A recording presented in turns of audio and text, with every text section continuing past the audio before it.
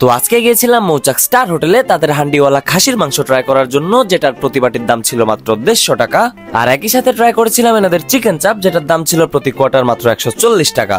তো প্রথমে এটার লোকেশন বলে দেই, সেটা হচ্ছে যে নাটোর উত্তরা সুপার মার্কেটের আগে যে লোট্টোর শোরুমটা আছে ওইটার ঠিক অপোজিটেই আপনি পেয়ে যাবেন মৌচাক স্টার হোটেল। আর এখানে আসলে আপনি মুরগির গ্রিল থেকে শুরু করে চিকেন চাপ, হান্ডিওয়ালা খাসির মাংস, হান্ডিওয়ালা হাঁসের মাংস সহ আরো নানান রকম খাবার পেয়ে যাবেন। তো এটা হচ্ছে এনাদের হান্ডিওয়ালা খাসির মাংস, যেটা 2 পিসের দাম ছিল মাত্র 150 টাকা। এন্ড এটা হচ্ছে এনাদের চিকেন চাপ, যেটা এতগুলোর দাম ছিল মাত্র 140 টাকা। তো ফার্স্টে খাসির মাংসের কোয়ালিটি নিয়ে একটু কথা বলবো, এন্ড এটা টেস্ট নিয়ে একটু পরে কথা বলতেছি। নরমালি নান্ডুরিটা ছিঁড়ার পরে আমি ওইটা দিয়ে খাসির মাংসটা ছিঁড়ে আলাদা করতে গেছিলাম, এন্ড আমি ফার্স্ট অ্যাটেম্পটে ব্যর্থ।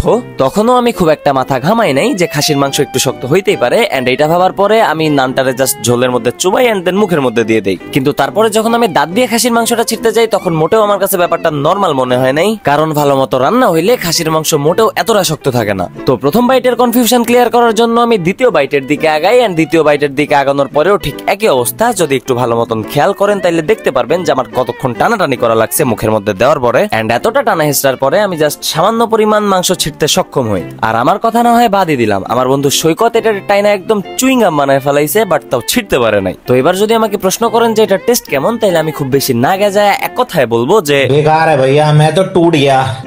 তো এবার আসা যাক এনাদের চিকেন চাপের দিকে, যেটার কোয়ালিটি, টেস্ট এন্ড কোয়ান্টিটি কোনোটা নিয়ে আমার কোনো কমপ্লেন নাই, কারণ এটা টেস্ট ছিল একদম 100-100। খাইতে মোটামুটি ঝাল ঝাল ছিল, এন্ড প্রপার রান্না হওয়ার কারণে খাইতে অনেক বেশি মজা লাগতেছিল। আর ঝাল যদি খাইতে না পারেন তাহলে নানের সাথে মেয়োনিজ তো আছেই। তো যাই হোক, হান্ডির মধ্যে মাংস রান্না হয়েছে মানে যে ওইটা খাইতে অনেক বেশি টেস্ট হবে, এই ইন্টেনশনটা মাথার মধ্যে থেকে বের করে দিতে হবে, কারণ হান্ডির ভিতরে যে স্ক্যামও থাকতে পারে এটার প্রমাণ আজকে আমি নিজে পাইলাম। বাট এখানে যদি আসা হয় তাহলে এখানকার চিকেন চাপ, গ্রিল এগুলো ট্রাই করতে পারেন। আর হ্যাঁ, আমার এই সেম ভিডিওগুলো যদি ইউটিউবে দেখতে চান তাহলে আমার ইউটিউব চ্যানেলের সাবস্ক্রাইব বাটনে বাড়ি মারতে ভুলবেন না, লিংক প্রথম কমেন্টে দেওয়া থাকলো।